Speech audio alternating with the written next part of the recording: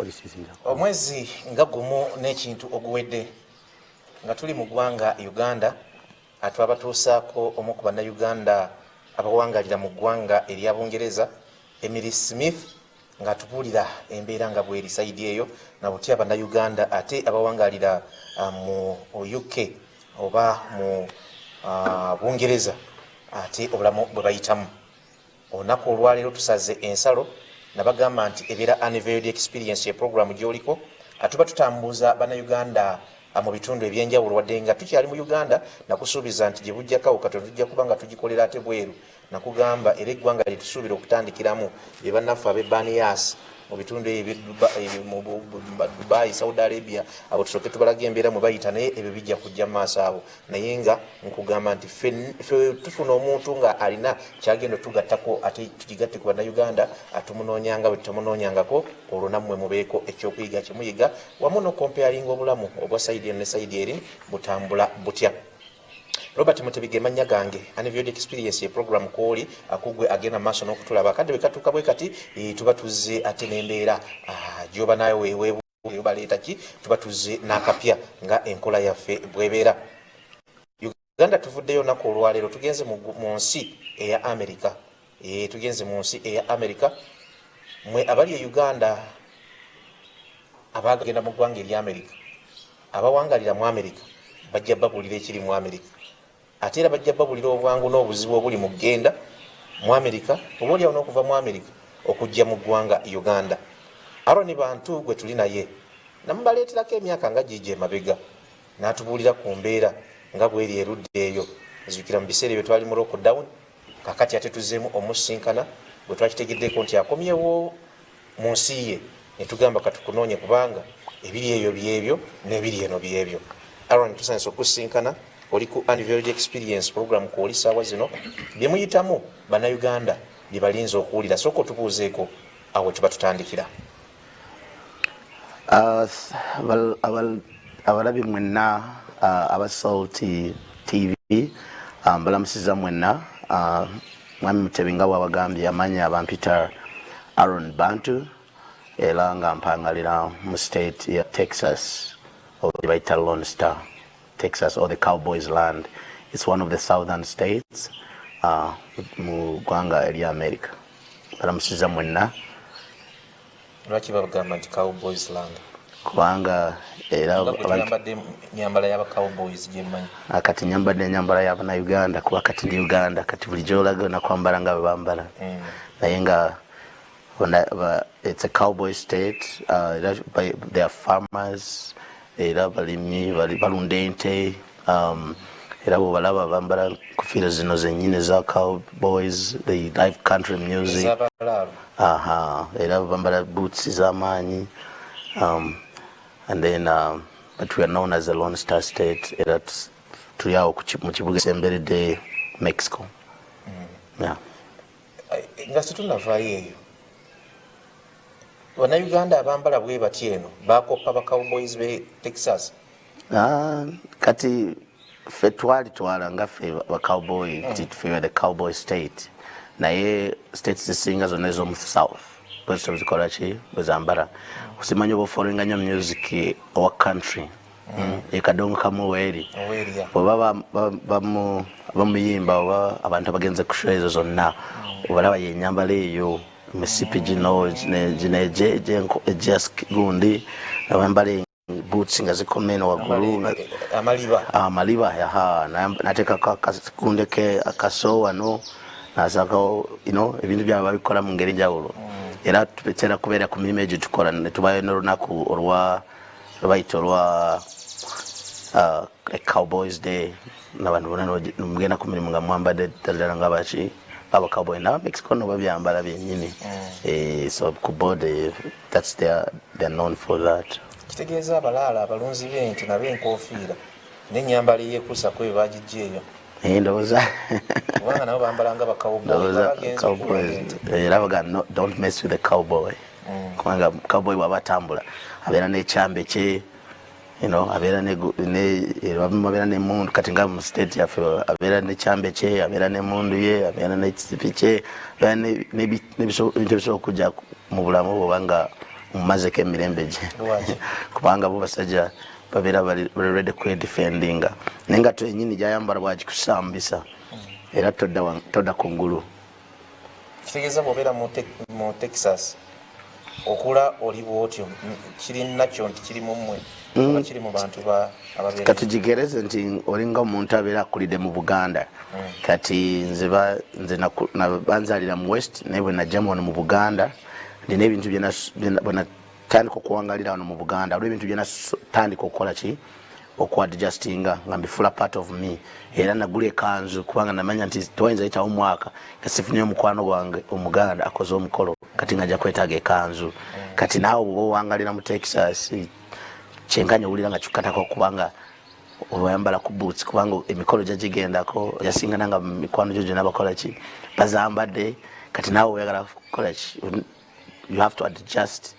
to the situation era ogenda kumaliza nga naawe ofuuse ki cowboy. Ate bwe bawanga country music gyava ate nze mbaagadde nnyo.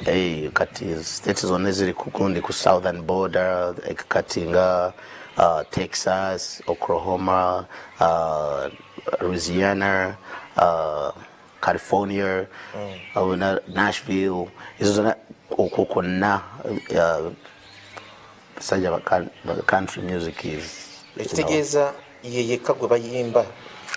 Sinza gamba yekka hariho n'abatamwagala nga babeerayo eyo so naye it's just a preference.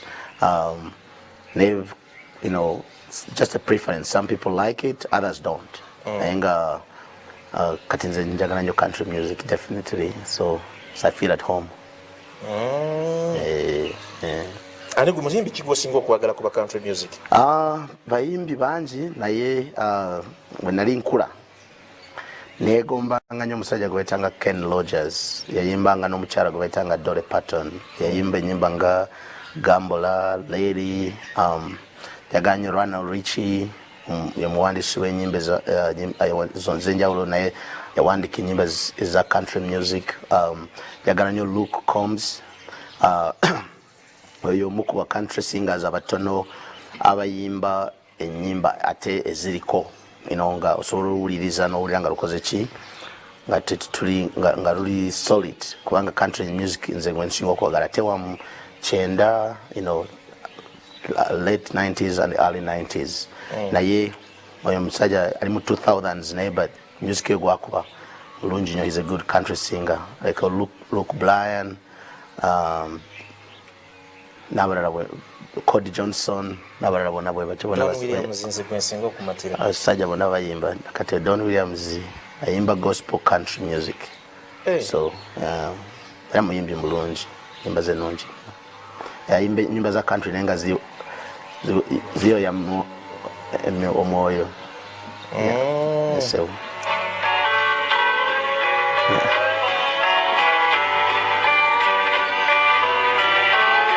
Lord, I hope this day is good. I believe in you. You are my best friend. Say it again. Amanda. Kati abo bonna babeera babazaaleeyo. Nedda si kituufu kati babazaala mu states ez'enjawulo naye bayimbi bangi bava mu southern states bayimba country naye nga omuyimbi anasobola okuva mu state yonna ey'enjawulo nga ye ayagala music era n'ezo boots zenyini abo bantu bangi nga their cowboys naye nga tebava mu state za Texas so ennyimba zonna bayimba naye nga sijja bava. Ekyaki njagala okubuuzaako nga tetunavaayo eyo kubanga oleese country music ate nga nange mwagala bano abasajja bw'omutunuulira kati wano nga kati oyo yafa oyo mugenzi sawa zino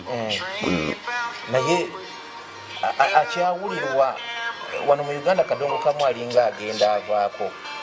eyo mu America bakyamuwulira naddala mu Texas Uganda basinga okumwagala kati kirungi kya music w'abano abasajja kati ngono Ken Rogers kati oyo music we times akadiwa times anakufedinga era abantu abalina copyright wa music we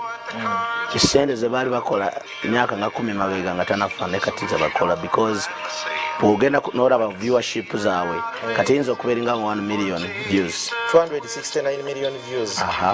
over kati bayimba music kumanyi bw'oyimba music nga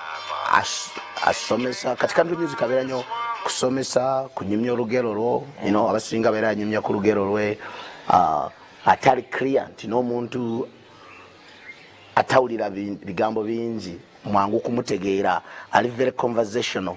obeera nga anyumya ne muno nti bina ntambula ne gundi tuuka wantu ne tukwama yali wali ayitawo kati yali ayimba gambula ng'agamba nti ng'omuntu omugezi yenna oba ogenze kugambolinga oba okuzanya kuzaala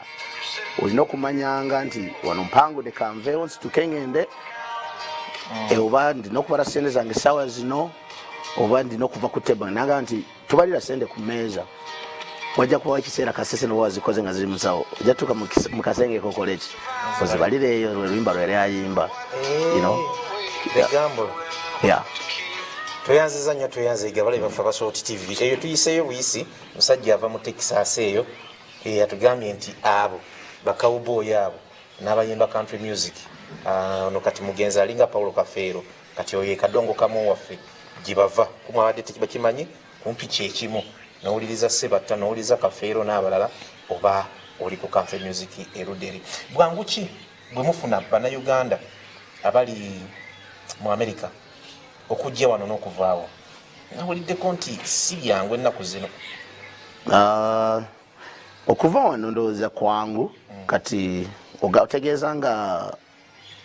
nganze oba omunayuganda yenna nga gwe kiyinza okuba nga kyangu ku munayuganda kiyinza okuba nga si kyangu atagendangayo naye ate okujja kati okujja kyenasinza okulaba ate kyanewunyisiza nnyo nti gavumenti kati ngambe system ndemegamba nti government system ya wano bagikyusa edda bwe wali ovanga ova mu america obanga ovanga canada bakuwanga ebetu nti bw'otuuka ku kisaawe entebe ogulirawo visa nosasula ne bakuwa visa nokola ki noyingira era ekyo kyaleetanga nnyo abannayuganda abantu ab'enjawulo abava mawanga ag'ebweru abaza okuwagira ebyobulambuzi abaminsani ebiki nga visa process eri simple era ndowooza bw'olaba records immigration taxing sense ya collectinganga mu myaka ng'ebiri before covid post covid nga tenaba bafunanga sente nyingi mu byagundi mu bya taxes mu biki nga bas mu misoro mu revenues abantu abaze ne balambula abantu abaze kulambula ab'enganda zaabwe abantu abaze kukyalako emikwano gyabwe abantu ab'enjawulo visa zafunanga sente nyingi kubanga visa process yali so smooth naye past covid babikyusa ne bagamba nti okujja uganda naddala ng'ovanga mu ggwanga nga america oba canada olina okusooka kufuna visa nga tonna bakujja so nogenda ku online balina poto gye bateekawo ya internal affairs olina okusooka applying for visa obajja approving omala gya approvinga olyoka ofune okujja naye gwe nalabye nze mwenabadde tugezaawo okufuna visa ezange ne famire yonna nagenza kyanewunyisiza nti ebyetaago byewetaaga okujja uganda biringa 9 list y'ebintu byewetaaga wetaaga travel itinerary wetaaga invitation wetaaga of course biopage ya passport wetaaga gundi obufaananyi then wetaaga wetaaga return ticket kwamba bakuwa ebintu bingi gye wetaaga naye ne bakugamba n'okugamba nti kakati wetaaga bino ebifaananyi bino byogenda documents zogenda ku uploading olina okuziteekamu like a certain format okusobola okuzi acceptinga muki buli woteekayo ngaekikikinga gamba that's a wrong format that's a wrong size kati nze mikwano gyange bembadde tutambula nabo ne family yange bambala gira nga bibatawaanya bamu ne babeera frustrated kale ate bwe nakyusiza nengamba nti kansabe ya east africa ate east africa ngekusaba ebintu oba byabadde nga 4 kati nekinewuunyisa nti okufuna visa ya east africa yonna amawanga galinga 7 ate kyangu nnyo okusinga visa okujja uganda kati kyo nenewuunya engeri gy'oyinza okola ekintu bwe kityo kubanga tawo you're not helping, you're not creating a solution, you're just creating a problem. So nze ngamba tukirira bichikwatako obanga internal affairs kwanga chemanyeri in charge, if they can dive in there and make that smooth, they smooth that out, bali bayamba abantu okubanga sigamba nti tebayiteekamu emitendera ate waliwo n'abantu nga bamala omwezi oba ebiri nga tebana visa zaabwe tezinaja, you know, kati ekyo kitegeeza omuntu planning ze ziba zikyuse jukira wogenda okugula visa kulwokuba baagala proof of return ticket olina okuba nga waguze da ticket katukambe kati nguze ticket yange nga ngenda kujja mu mwezi oba nako 25 kati ate visa yange wetwala omwezi kitegeeza mba sigenda kola ki kusobola kitegeeza ate noma kukyusa visa oba nyinza ate okumaliriza nga mfiiriddwa sente naye ate at the long run the biggest picture is tunulira kati amawanga gana agakurakurana speed go kyegakola galaba ne gagamba nti waliwo amawanga getwetaaga ng'eggwanga okusobola okutuyambako okuleeta emisolo oba revenues oba kiba the tourists kati abantu bwe batyo baba either baba wevingira visa oba visa process system ne bagi smoothening nebeera nga is smooth nga teba frustrating nga teba tawanya ne basobola okubanga ebanguira kugamba obuntu obutonotono obwo you can iron them out but ironing out people will find it very easy and at the long run system oba government nga yo begwanga lija kufuna munyo kubanga bantu baja kufuna emirimu kati tujja tubaka abatuvuga tubaka abatwala mu kurambuza katugende yo March and Falls ne family yonna olwa bagenda tutwala bintu bwe bityo. So it's a good thing that they look into it because for me I thought it was very, very disturbing to see that nobody can realize that going to East Africa would be harder than coming to Uganda, which makes no sense because you're visiting 70 countries. You should have more requirements needed versus needing more requirements for just visiting one country. Kugambye nti trip eri gye twasinkana bwe najja mwaka gumu mabega n'ekitundu naina mukwano gwange omu yali ava Colorado omulala yali ava Fort Worth Texas batujja wamu balina bintu bye bayagala okukola wano naye kulwokuba nti visa process yaba frustrating era bamaliriza nga tebakoze ki nga tebazi ate nga tiketi zaabwe bali bamaze ozigula era ne bazifiirwa era ne kiba kyankalanya nnyo kuba tebakitegeera bagaa nti kubanga bulijjo baali bamanyidde nga bwe bajja bafuna visa ku ntebe naye bagenda okuteekamu wabagenda okufunira visa nga already gundi dates ze bali baguze airline zaabwe bazayitako. Tuyanziza nnyo tuyanzege abatulaba ku Salt TV ebyo abangi mbadde temubimanyi kaakati unveiled experience tuyiga bwe tunyumirwa ate nga bwe tusanyuka. Robert Mutebi ndine Aaron Bantu awangalira Texas nga bwe yasoose gitunyonnyola state ey'aba Cowboys nga bwe muwulidde kumwe abatulaba naye nga tuli mu Uganda kitwabuuse tetwagenze eyo muyinza okulaba kabaka ground na bikire bugamba abasajja ate naffe visa processes zaffe zikyali mu processing nga bwe mukiwulidde abadde bonna tujja kutuuka yo mwe mubeere bubezi bagumu tujja kubanga bana abantu bantu tubasinkana eyo embeera bannayuganda gye bali mu nsi eya Amerika eri etya bakola mirimu bali bagosipinga oba bantu bakozi bali eyo bamanyi ekyabatwalayo. Kati waliwo abantu abannayuganda bawongalira mu Amerika ba mirundi ng'esatu bena abasooka abamanyi kye baagala n'abalala abatamanyi kye baagala n'abalala bagezaako okufitinga mu system. America bagiyita the land of opportunities, ensi ewa omuntu yenna omukisa okukola era gwe bw'ogenda nga oyagala kukola okola era n'obeera bulungi naye ate era yensi nga bw'oba tolina kye bayita discipline osobola okutuuka n'ofuuka omuddu waayo ekudisciplininga n'ofuuka muddu wa system. So kati ebiseera bisinga nti abantu abamu bagenda batuukayo kati olutuukayo n'afuna n'amala terera bulungi banka zitandika okuwandikira zikusindikidde credit cards zikusindikidde ki zikwegayirira twala credit cards tujja kuterako omutwalo gwa $, twala gundi jangu weewole emmotoka tujja gikuwera bwereero kyasobola mu myaka 7 nebeera nga ekwegayirira system yo yenyini etandika okukola ki kuwa ebintu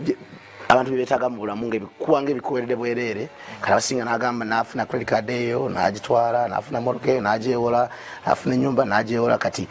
neyeerabira nti bino ebintu babikuwa naye babikwanzise nti obikozese obeere ng'obisasula kati bise ebisinga owulira abantu abeevu mu America bamaze emyaka 5 tayagala kudaana 3 olusi system eri eba yamalade okumumira kati bwemala okumumira ng'emunywezeza n'ekutuga tolina bwogifuluma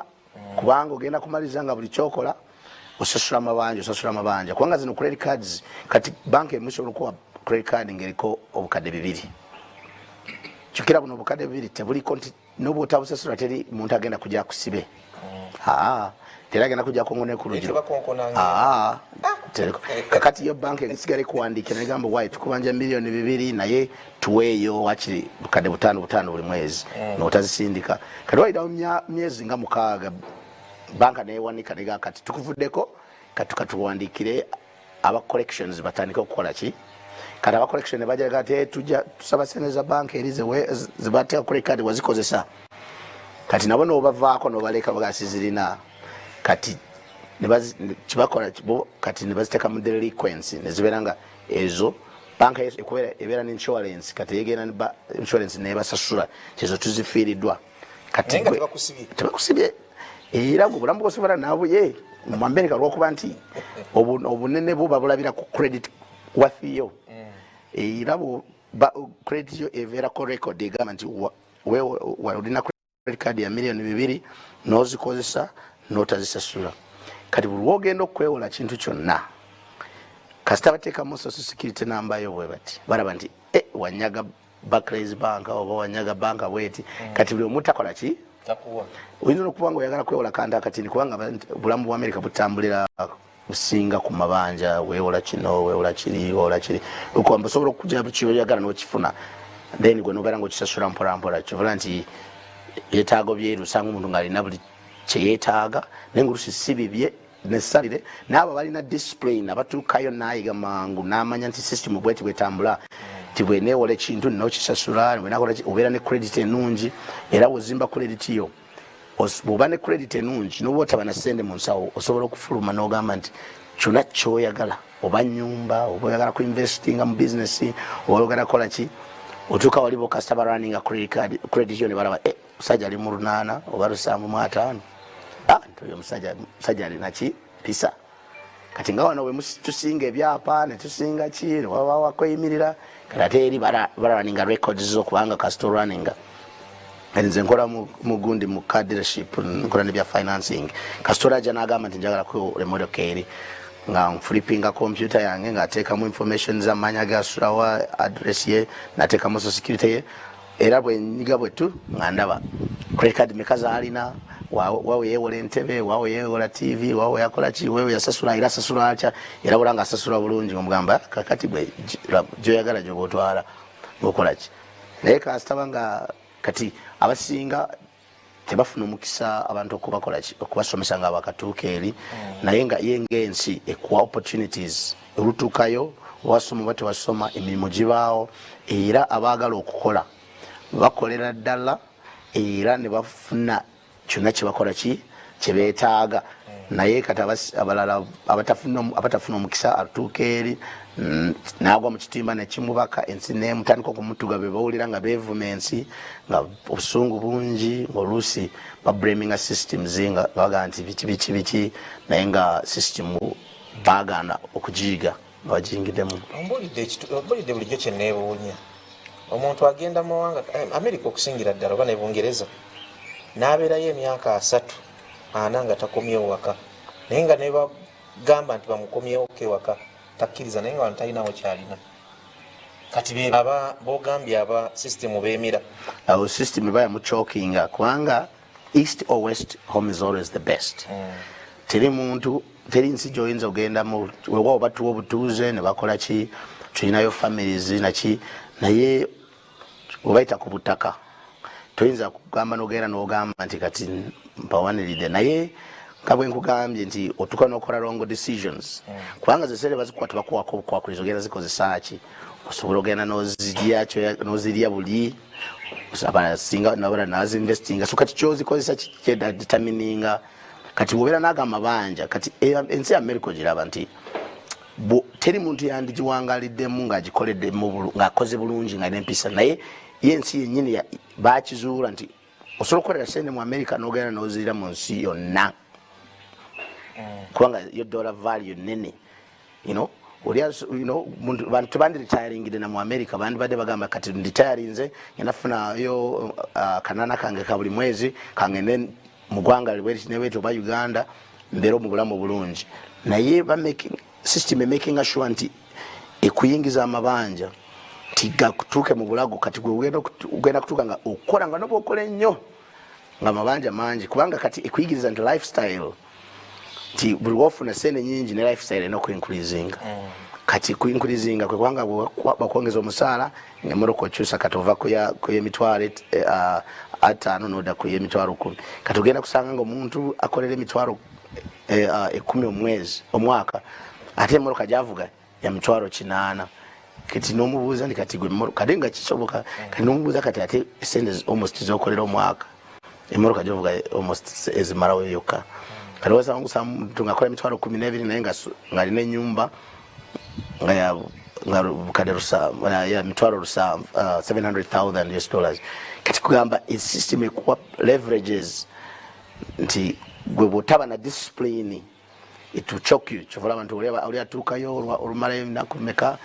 nga yakyusiza everything lifestyle kati n'olaba nga kimukalubiza tasobola kufuna life balance okweyagala ng'asobola okutambula n'akolaki kubanga ojja kumaliriza nga n'oba okola sente nyingi nnyo kulebwa n'amabanja goyingidemu ojja kumaliriza nga zonna zofuna ozikolaki sasula amabanja n'abo abazudde abasinga bali very focused bakola nnyo era mirimu weegiri tosagoera inoga nti siina mulimu obako kikyamu era nga wenyingidde mu biragala obanga olina ekizibu ku bwongo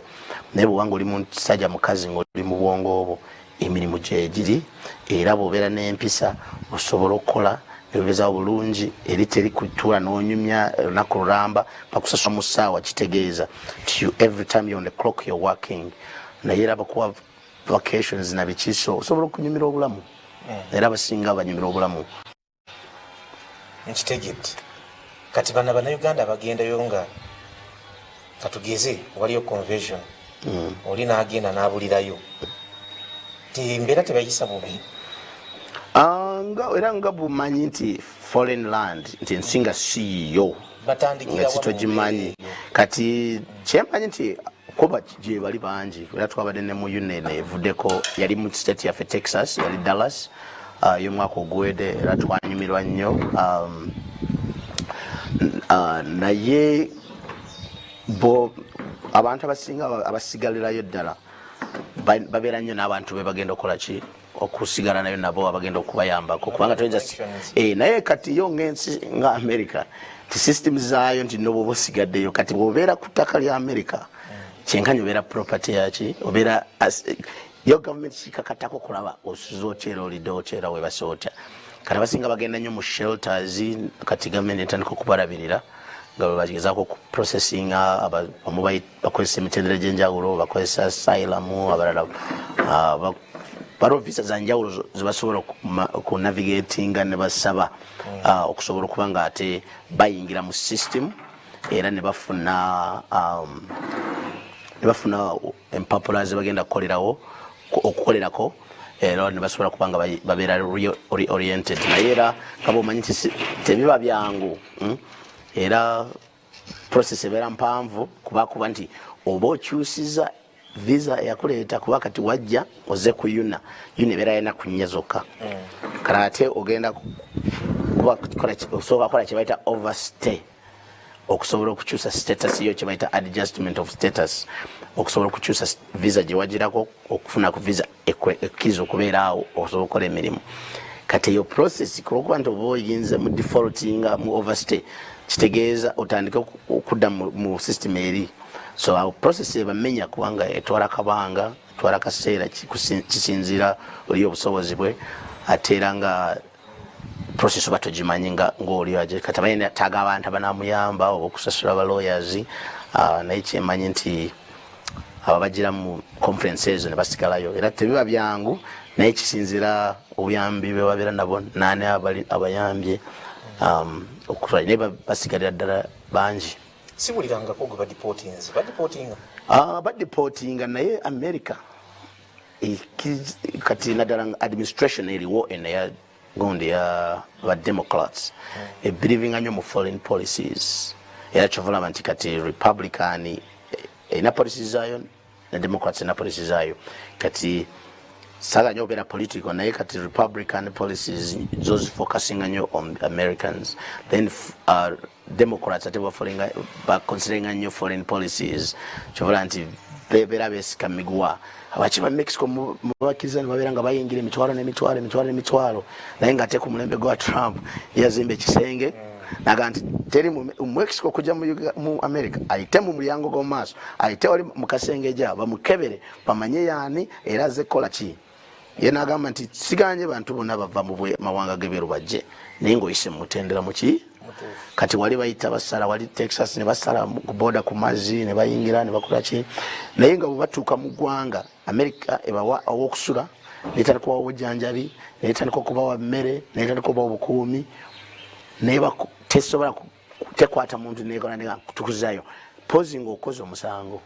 kati bw'okola omusango nooza omusango wakati oba bawadde focus kati they have no choice era abantu ulidde nga baba deportings abasinga abeera alina musango gwaziza naye nga bw'otaba na musango osobola okubeera mu nsi nogi waliwo abantu betulabeeyo nga basina bannayuganda nga amaze mu America emyaka 3 naye nga tabeerangako na bipapula naye nga alya akola yeebaka waliwo n'emirimu gimu nga tewetaaga na mpapula okugikola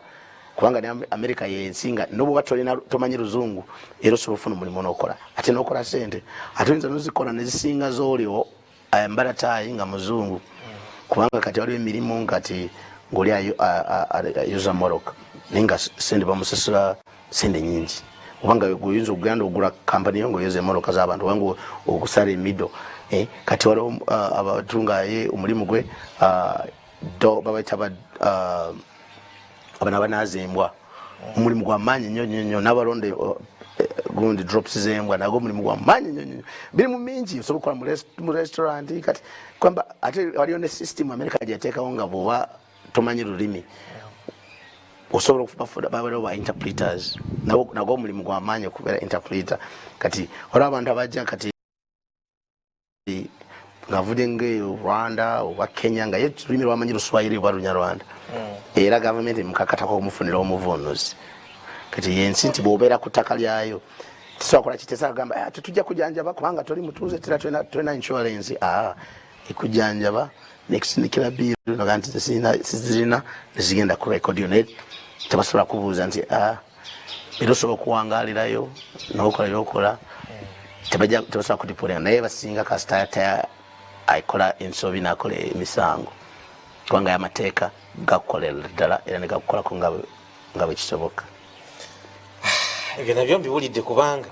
naddala mu yuno omwo ndaba nnyo bannayuganda abagendera mu yuno ne bagenda contingent nga nnene naye ne bakomawo babale bwe bati ogenda okuwulira nti gundi teyakomyewo gundi teyakomyewo kibatwalira bbanga ki bw'obanga olina cause okufuuka citizen omutuuze waayo okufuuka mutuuze wa America n'ekirala kyoba tunyonyako kyekya green card bannayuganda abalino tebakiwulira naye tebakimanyi kati waliwo visa za mirundi mingi kati buli visa ebeerako ne process yaayo kati bw'oba ogidde nga ku visa eyo gye bayita gundi visitation oba tourist mu visa n'ojja mu America ekisooka nti ozze kukyala kati bw'okyusa process noga nti nsigadde kati process erina okukyuka okyuse filing empapula zebayita adjustment of status kati filing adjustment of status erina okubawo ensonga lwaki okyusiza era lwaki wasigalidde ddala eno nga conference gye wagiramu oba nga ennaku ze wasaba okukyala zikyaliwo kati eyo visa kale basinga nze benda bakati naddala bava mu Africa bagenda ne bafiling asylum agenda nafuna obuddamu kati abo balina okupangisa balooya kati oyinza okutwala n'emyaka ebiri nga tonafuna looya oba judge okuyita mu kooti okulaba mu nsonga zo era judge yasalawo okufuna ki kati kisinziira omukisa goli naye ekirungi kyabe nti nga process tunagituukako tonafuna judge olusi bagenda osobola okufuna pamiti n'ovuga emmoroka n'ovuga uber n'okola ki n'okola emirimu era nosigala ng'okola sente zo nga lulinze process eyo era osobola okuva ne mu shelter eri gy'olimu n'ogenda n'ofuna ennyumba n'opangisa n'okola ki n'obeeramu kale waliwo zino H1B visa nti olifuuse student kati osobola okubeera H1B visa ng'oli student ne bakuwa visa ng'okola nga bw'osoma wabula bakulimitinga saawa z'oyinza okukolera kubanga wabagamba osoma kati ayinza kukola ng'okola 48 hours a week eziri standard ate ng'owagamba nti osoma kitegeeza olimba kati bakulimitinga bayinza okugamba nti kati kinene nnyo saawa z'oyinza okulipotinga z'okola ziri 28 hours ate kati system eri bwe baba bakusasula system eraba buli kimu emanyi sente eri kyoyinza gimanipulatinga sente zikolaki ebeziraba nti ozikola so kati eyo oyinza okutwala myaka mingi nnyo okuba nti naye waliwo kati spousal kati oli ayinza okuba nga yagira ku ebyo ebintu byonna oba yagira ku visitation oba yagira ku oba yagira kusoma oba yagira ki naye nafuna omukyala oweri oba omwami weeri n'amuwasa nga te oweri oli mutuuze kati ate ekyo kikiyanguya process naye gwe nalaba mukwano gwange yali ku NTV kati bibyanji kati ekyo kibanguyira okola ki kati kisobola okwanguya process then waliwo bano abafiling nga kibayita ng'akyali wano mu buli mwaka America egaba visa ezisuka mu 5,000 ezibayita lottery visa oba green card visa era omukyala gwe nalinya naye ennyonyi mu 2007 nga gwako 17 sorry nga ajide ku lottery visa eyo kati lottery visa ojja ng'already olina green card eyo ke kakadi naye teka expiringa kadi kaba ka myaka 10 naye kakukiriza kuba mutuuze ubeera munansi ataliko obukwakulizo kati naye akakadi bakugamba nti kakadi kasobola ku expiringa naye status yo tesobola kukola ki kati ako buli muka ayagala era ako buli yegolo kaba ayagala bwaba tuuse mu Amerika nga tanagenda naye kati banji nze bensinkanye nga keyagirako kati akobo kafuna ng'oli wano n'owinninga kibayita lottery kubanga buli mwaka bazigaba era mu mwezi gwanga gwa kutana gwa mukaaga mwezi ndozo sasa no baannouncinga abawangudde lotteries abafiling omwaka guwedde kati oluvannyuma mu gw'omunaana awo baddemu bagulewo abaagala ku enrolling for next year naye bw'obanga ogidde ku eyo green card lottery otuukayo eri myezi 3 beera olina gundiyo olina kadi yo ya green card ng'olina gundi travel palo ng'osobola okutambula ensi yonna osobola okufuluma n'oyingira osobola okukola osobola okupangisa apartment osobola okukola kintu kyonna era egundi visa ekyasinza okuba nti bw'oba ogifunye esinga obwangu oba kale nti bw'oba nga olinga wano n'oba kibayita fiance visa nga olina omwami ali awangali eri nga ayagala kuwasa n'akufayiringa n'empapula ng'akuyita nti jangu nkuwase oba omukyala kati nga kikweta nga bw'otuuka mu nsi eri bakuwa myezi 3 okuba nga mufumbiriganye kale mufumbiriganye mu manga ago musobola okufayiringa empapula zammwe era mu myezi nga 6-8 baba akuzeemu nga wakoze fingerprints mu mwaka gumu ne bakuwa green card esooka ya myaka 2 ebeerako condition myaka 2 tebalenga obufumbo bunaabaawo kati wayita emyaka 2 nga bakuwa myaka 10 kati bakuwa myaka 10 giri buli kintu kyonna mu Amerika osobola okikola okuggyako okuyingira amagye ne poliisi n'okulonda ebyo ebisatu byotasobola okukola ng'oli muki ng'olina green card naye bw'olumala kufuna green card kitegeeza oli legible osobola okusaba passport kati bw'osaba passport bakuwa option yako nti okuwaayo eggwanga lyo n'ofuna passport oba okufayiringa yo citizenship n'oba nga olina obutuuze bwo n'obwa Uganda n'abasinga bannayuganda bamanyi kati bw'ofuna obutuuze bweno tebwagala kubanga tebaagala gavumenti eno babeereko n'obuyinza femitirizaamu bwenfuna ekizibu wano Amerika yebe kuvunaanyizibwako yokka naye bw'oba ne dual citizenship America esobola okujja negamba nti tumwagala naye nabaga nti waffe mutumwagala kana basinga agamba nti zikambere no bweri wabaawo ekizibu America ejjekola ki eno bwe mufunirayo ebizibu America eyingirawo alakabawo ti waliwo kati abantu waguddewo olutalo America ebeera kimanyi nti wemuli era bwejja okurescuinga ereeta ennyonyi biki byonna obirabyeko mawanga genjawulo ne Kenya babikolako bagizite ne bakolaki oba wano mu Israel baba waliwo olutalo era bagireeta ne baba bakimanyi bulungi bamanyi address woli era buli kimu bamanyi nti address woli na biki era ojja nga bakolaki era bw'oza omusanga America esobola okujja negamba nti ono tugenda mutwala awoleze mu kooti yaffe eyaki misango gyonna gye mumuvunaana kakivula abasinga citizenship ya Uganda olusi bagiving up ne bakola ki ne basigaza eyeri naye nga visa nyingi nnyo ez'enjawulo naye omuntu yenna aba yeetaaga okutegeera eriwa emmwanguyira kubanga ye America terina shortcut era bw'oyita eri n'ogiraba otigera nga bakuguddeko zino sente z'osasula dola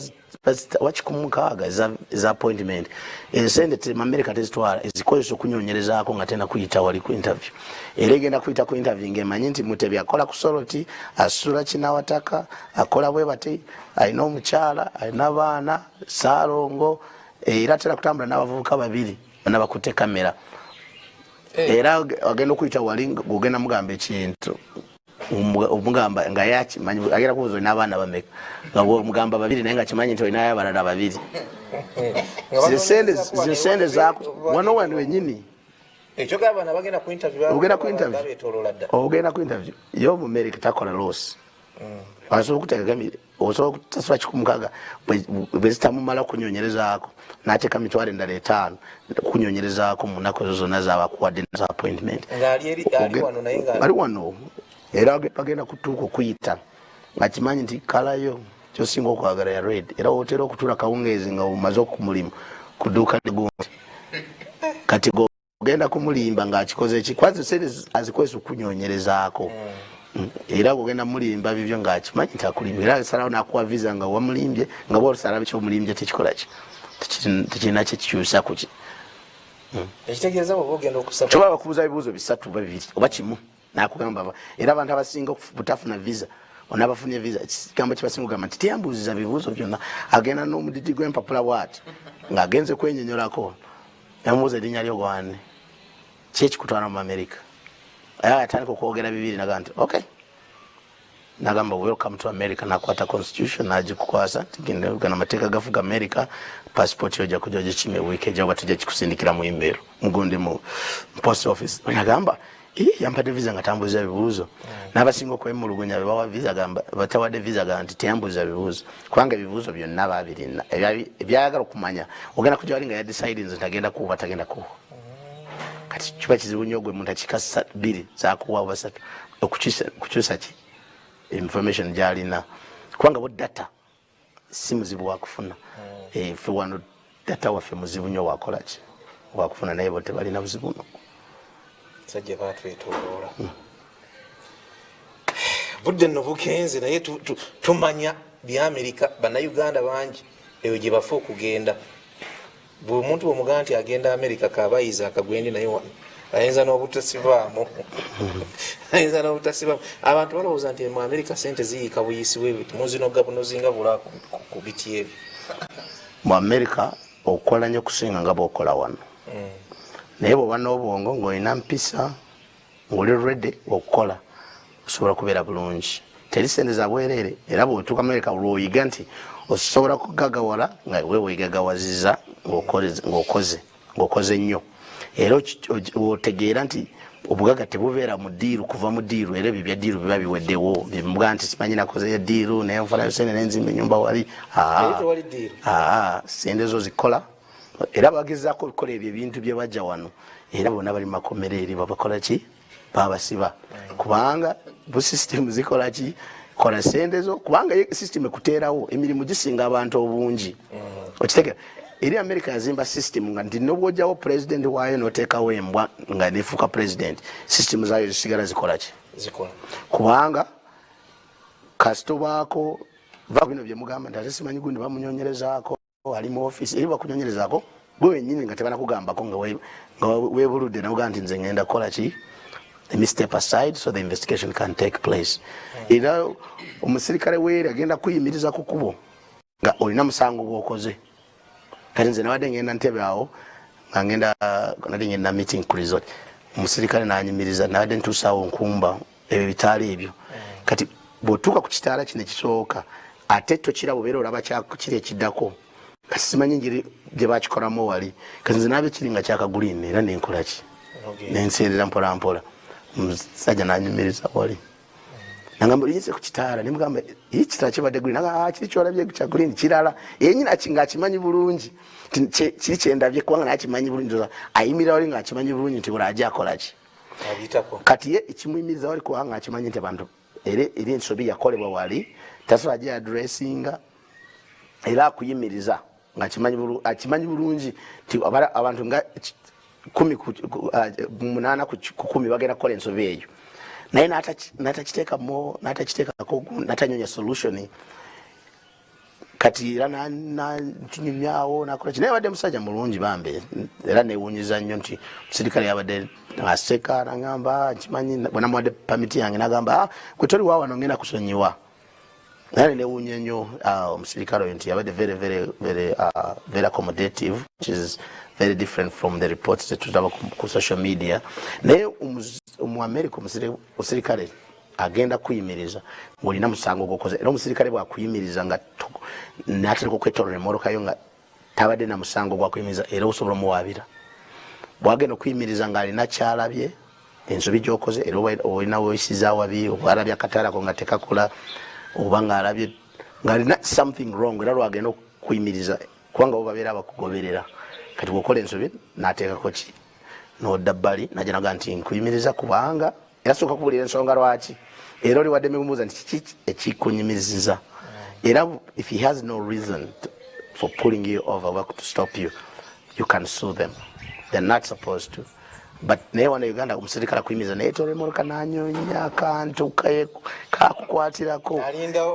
nakanyonya musajja naye tolemoloka nga nyonya nekamubula n'adamu nanyonya n'atakola gikonerera ng'akola ki nganyonya something. That's in America that's very illegal to do that. So kati ate n'omusirikale wali bwakuyimiriza kulwokuba nti bo soka enguzi kyabulyake gumuzango gwanagumula. Kati ebiseera ebisinga bwakuyimiriza takuyimiriza ngali excited to punish you, akuyimiriza akusomesa etteeka then amalira kwetiketi oba kuwe warning. Era bwakuyimiriza first approach nti banyi lwaki nkuyimiriza nti nekino nagamba nti nakubuuza gwe gusoose naba akimanyi nti posi kwange oba ne computer zaabwe mmoloka oba yarunning license yo nga amanyi nalaba record era mu driving license nga adda mmoloka ng'agiteeka wali mu computer buli mmoloka ya polisi ebeera mu computer n'ateeka mu n'alaba nti omusajja ono talina speeding ticket yonna mu records ze eno yesoose era nagamba ta ndabye nga gwe gusoose kati ngenda kuwa warning etabeera ku record yo nakamulakakakali takudda ku mulimu gwogenda okole era ebyo byolaba nga bagamba simanyi yakoze biki kati nga gwe wesudde mumakambaye naye kati wano omusajja ayimiriza emmoloka nakwetooloola nagamba ogamba nange omusajja bamumpandulire ensi nnungi nga wakati senga Uganda yali America bano bebavunaana amabaati bonna senga baali kakati Uganda erina obuba nga tewagabba nenga erinnya ly'omwereri gwe mwenyini olina okutegeera nti eno ensi gy'oweereza ekusingako obunene. You're serving a country that's bigger than you.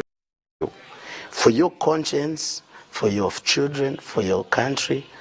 you step aside and then let the investigations take place. But what's angry innocent, you back. Naye toyinza kutumira n'ogamba nti nze bagamba naye nagateeka kubi nange nengagaba nze nagera kudda waka nengasanga nga gali mu nyumba gali wange waka ndikibanga kya bulijjo okugamba nokyogera ne muba nga n'omwana wo gwomanyi bulungi asoma ku university ayagala beere ne integrity kugamba kwambaliwo ebintu ebimu tulina okuyiga ng'eggwanga oba in our own country. Niwangubadde nga gwe okiraba nti toyagala kustepinga mu kifo ky'olimu naye ku lw'abaana boolina boozadde abazzukulu bo oba ku lw'ensi yo kubanga buli muntu yena ayagala ensi alina ebintu byalina okwerekereza tuyinza kwagala ekifo kyobwa minisita wa parliament okusinga ensi yo gyokola ki kubanga gwe ensi yo katikambe kati nga minister of finance ali mu myaka almost nkaaga kati yabuzayo emyaka emeka kakati wabanga uli musajja ng'oli myaka egyo gwe tolumirirwa omwana we ali mu myaka 2-3 kitegeeza nti ubeera tolina bwesimbu waliwo nze ebintu byenkola nga omuntu naye nga mbikolera mwana wange kubanga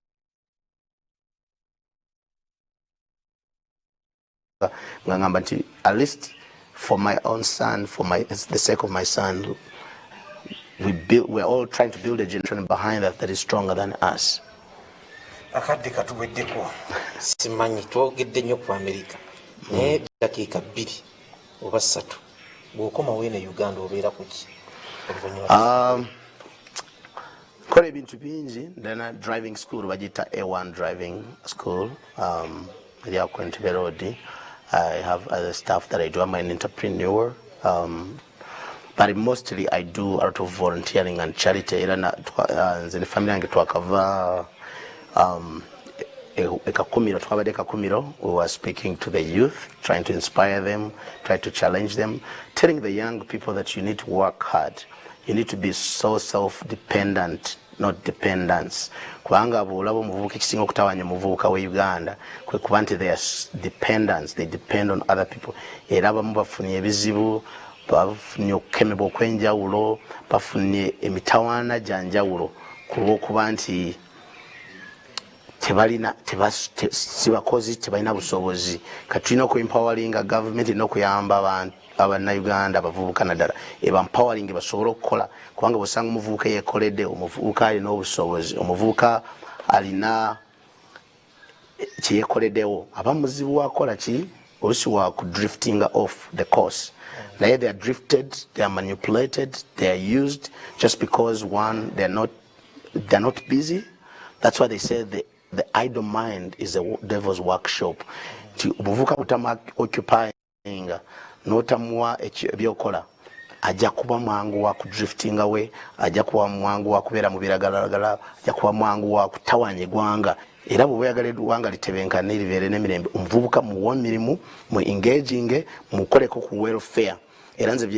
bintu byensinga okola ngende nnyo kati ku lwokuna ngenda kampiringisa mu kkomera ly'abaana I work on character reformation naye nga byembanjogerako ebisinga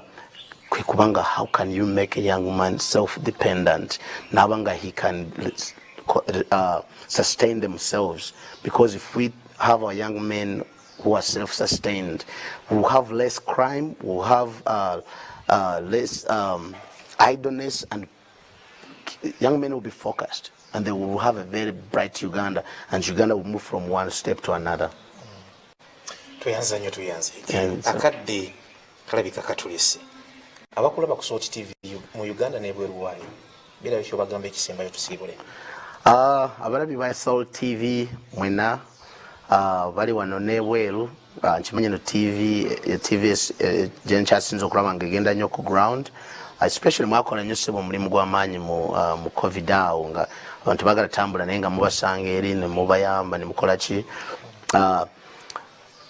let's all do something. Let's all be the change that we want to see. But let's empower the next generation. Even if you just want to do something for yourself, but think about the generation that is behind you. Because at the end of the day, we are meant to create a legacy. But how do you create a legacy? Legacy you're creating kubanga you don't just look at yourself selfishly, but to look at other people that you're going to leave behind you. So tweyongera okubanga tufokasinga okukola ekirungi nga waliwo akulaba ng'oli mu bantu banga oli weka kibayita integrity tufena tubeere n'obwesimbu naye Salt TV njagala kubeebaza okuba nti buli lwenziza Uganda mujja gyendi nembeera nga nsobola kubaako netunyumyamu netuwayamu era mwebalo mulimu gwe mukola era mbalakoola mwenna abawangalira mu America mu Uganda mu ensi yonna okwetooloola mwongere okulaba Salt TV amanya gange nze Aaron Bantu and I live in the great state of Texas. Tuyanziza nnyo tuyanzege unveiled experience ey'olunaku olwaliro tugenda kubanga tetusukawo Aaron akyali mu Uganda ebirala tunaaba tubiraba kubanga kati bakulabye bagenda kuŋŋamba twagala atusomeseze kuba natubuulire ku kino akole ku biki tujja kuba tumubatuusaako. Tetugenda kusukka wano. Robert Mutebege gange Yasini Kikoyo bwe tutambula ne Isaac Kyagambiddwa. Tubagaliza kusiiba bulungi. Mweraba.